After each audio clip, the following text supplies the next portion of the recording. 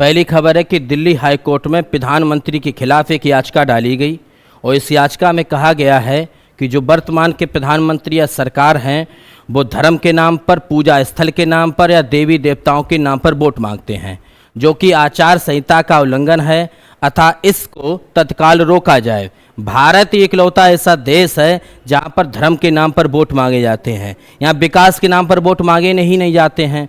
और इसका कारण भी है, लोग विकास के नाम पर वोट देते भी नहीं हैं, तो उनको भी मालूम है कि तुम धर्म के नाम पर वोट दोगे तो वो धर्म के नाम पर वोट मांग लेते हैं। उन्हें पता चल जाए कि पब्लिक विकास चाहती है, पब्लिक शिक्षा चाहती है, तो वही काम करें। गलती हमारी ज़्यादा है, इनकी कम है। देखते हैं कोर्ट क्या फैसला लेता है। अगला एक बहुचर्चित परियोजना है जिसके बारे में बता दूं विस्तृत तौर पर। एक कालादान मल्टी मॉडल प्रोजेक्ट योजना है। इस योजना में है क्या, एक मार्ग बनाया जा रहा है, सीधा सीधा समझ लीजिए, जो कलकत्ता से म्यांमार के लिए है। अब जरा देखिए पूरा नक्शा, ये रहा कलकत्ता और यहाँ पर है सितवे। ये सितवे नाम का एक बंदरगाह है जो कि म्यांमार में स्थित है, और जब ये बन जाएगा तो कलकत्ता से सितवे बंदरगाह की दूरी मात्र 539 किलोमीटर रह जाएगी। इस प्रोजेक्ट के द्वारा हम बहुत से आयात और निर्यात कर सकते हैं। अब इसकी लोकेशन समझ लो, भारत ने सितवे बंदरगाह जो है अपने फंड से बनाया है, और साथ में जो सितवे बंदरगाह है बंगाल की खाड़ी के पास स्थित जो कालादान है नदी है वहाँ पर स्थित है। और ये जो रास्ता है या जो परियोजना है वो 3 देशों की संयुक्त परियोजना है, एक भारत, एक म्यांमार और एक थाईलैंड की। तो बहुत अच्छी परियोजना है। इसके बाद क्या होगा, कलकत्ता से मिजोरम जाने का रास्ता भी बहुत आसान हो जाएगा और बहुत दूरी कम हो जाएगी। तो ईश्वर से कामना करते हैं रास्ता जल्दी शुरू हो जाए। अगला, अरुणाचल प्रदेश की 89 जनजाति लोंगटे महोत्सव मना रही है। तो आपको इतना याद रखना है कि अरुणाचल प्रदेश में एक 89 जनजाति रहती है और वो कौन सा महोत्सव मनाती है, लोंगटे नामक महोत्सव मनाती है। अगला न्यूज, सपनों को साकार करेगा विश्वविद्यालय। इसको जरा हम समझते हैं। आप मालूम है भारत का सबसे बड़ा ट्रस्ट जो है वो केपी ट्रस्ट है, और केपी ट्रस्ट क्या कर रहा है, एक विश्वविद्यालय का निर्माण कर रहा है, और इस विश्वविद्यालय का नाम है काली प्रसाद कुल भास्कर विश्वविद्यालय का किया गया भूमि पूजन। ये कहाँ किया गया, लखनऊ में किया गया, और ये विश्वविद्यालय बन जाएगा, बहुत बड़ा विश्वविद्यालय बनना है, 40 बीघा में बन रहा है। और कौन बना रहा है इसको, तो केपी ट्रस्ट मिलकर बना रहा है। ठीक भैया। अगला, तमिलनाडु में एक त्यौहार मनाया जाता है। आप ऐसे समझ लीजिए कि तमिलनाडु में जो नव वर्ष है उसको पुथंडू के नाम से जानते हैं। हर राज्य में अलग अलग नव वर्ष को अलग अलग नाम से जाना जाता है। तो तमिलनाडु में जो नव वर्ष है उसको पुथंडू के नाम से जाना जाता है।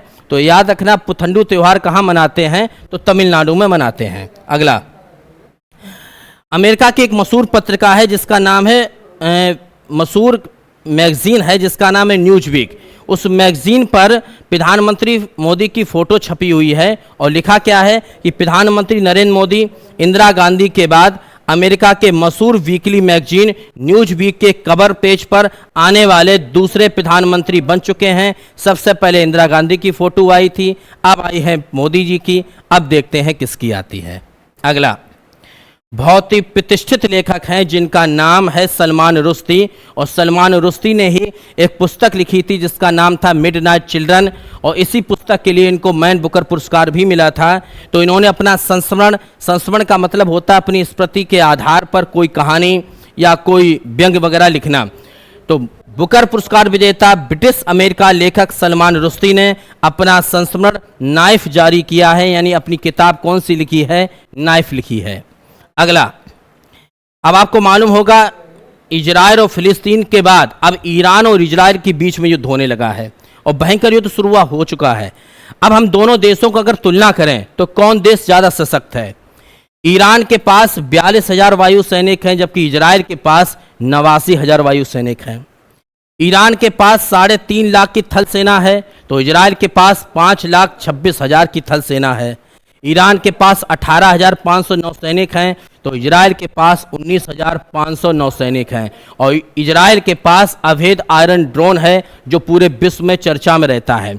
अब ये लड़ाई का रीजन क्या है, लड़ाई का रीजन एक संगठन, इस संगठन का नाम है इस्लामिक रिवॉल्यूशनरी गार्ड कॉर्प्स, और इसको एक प्रकार से आतंकवादी संगठन घोषित कर दिया गया, जिस तरीका से हमास आतंकवादी संगठन था। तो इसी वजह से ईरान ने इजराइल पर हमला किया है। और इजराइल आप जानते हैं वास्तव में बहुत सशक्त देश है। इजराइल के लोग वास्तव में बहुत बड़े देशभक्त होते हैं। जब अपने देश पर हमला होता है तो एक एक बच्चा भाई साहब लड़ने को तैयार हो जाता है। अगला बड़ा मजेदार टॉपिक है कि विश्वविद्यालय परीक्षा में पूछा गया कि गोदी मीडिया से आप क्या समझते हैं। मैं क्वेश्चन नहीं पूछ रहा हूं, एक पेपर में पूछा गया है। आपको ये जानकर आश्चर्य होगा कि झारखंड में स्थित कोल्हान विश्वविद्यालय ने गोदी मीडिया से आप क्या समझते हैं एक क्वेश्चन पूछा है। 5 नंबर का क्वेश्चन था और शायद लघु उत्तरीय प्रश्न था। तो आप तो जानते हैं गोदी मीडिया के बारे में कितनी बड़ी दलाल है। अगला, अंतरिक्ष जाने वाले पहले भारतीय पर्यटक होंगे गोपी। ये ध्यान रखना भाई, ये बहुत बड़े उद्यमी हैं और उद्यमी होने के साथ साथ बहुत पैसा वाले भी हैं। अब ये अंतरिक्ष जाने वाले पहले भारतीय पर्यटक बनेंगे। कौन भैया? गोपी। इनका पूरा नाम है गोपी थोटाकुरा। ओके भाई। अगला, एसएससी सीएचएसएल की जो लोग बिल्कुल निःशुल्क तैयारी करना चाहते हैं तो उनके लिए प्रयागराज में व्यवस्था किया गया है। वो 880 890 68 18 ये व्हाट्सएप नंबर है। मैं दोबारा रिपीट कर देता हूँ, 880 890 68 18 पर अपना नाम, जन्मतिथि, पिता का नाम, पूरा पता सब कुछ भेज दीजिए। आप आराम से यहाँ पर निःशुल्क तैयारी कर सकते हैं। जय हिंद, अपना ख्याल रखें।